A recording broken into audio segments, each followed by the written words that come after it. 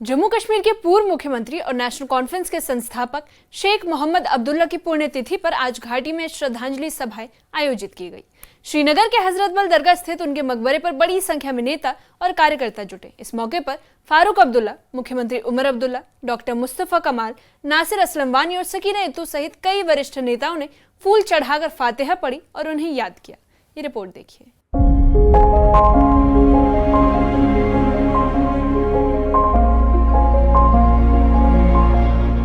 श्रीनगर के हजरत बल दरगाह में सुबह से ही भीड़ जुटनी शुरू हो गई थी। घाटी के कोने कोने से पहुंचे लोग पूर्व मुख्यमंत्री और शेर कश्मीर कहलाने वाले शेख मोहम्मद अब्दुल्ला को श्रद्धांजलि देने पहुंचे।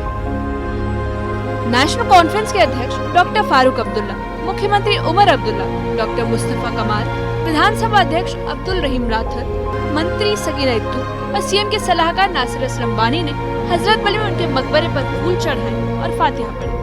नेताओं का कहना है कि शेख अब्दुल्ला एक दूरदर्शी नेता थे, जिनकी सेवाएं और योगदान हमेशा याद रखा जाएगा। जी देखिए, ये हमारे लिए अहम तरीन दिन है, क्योंकि देखिए जो कुछ हमारे अगर अपनी तारीख पर नजर दौड़ाएंगे तो यहाँ पर जो भी सोशल जस्टिस का प्रोग्राम हुआ, जो पॉलिटिकल जस्टिस की बात हुई, जब भी यहाँ के लोगों को एम्पावर करने की बात हुई, शेर कश्मीर का नारा था कि सरदारी आवाम का हक है, उन्होंने उनको जो आखिरी पायदान तक है उनको एम्पावर किया। तो जाहिर सी बात है, एक अकीदत है।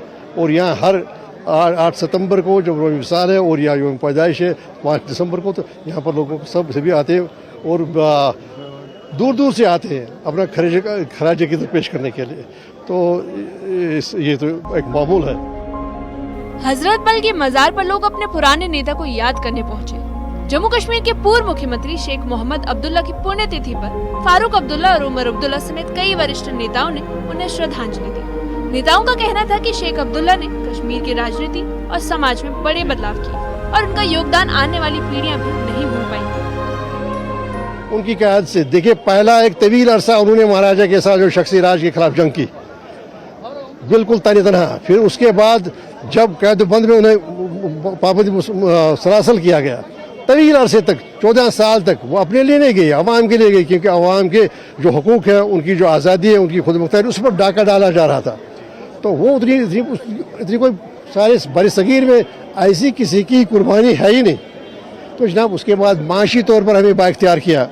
हमारा जो जनाब जो सोशल जस्टिस समाजी इंसाफ का मामला था, वो उस पर वो कहते थे कि लैंड टू टिलर का नारा उन्होंने दिया सारी दुनिया में, और ये पहली जगह है जहां पर 34 लाख कनाल जमीन दी गई काश्तकारों को बिना मुआवजे के लिए।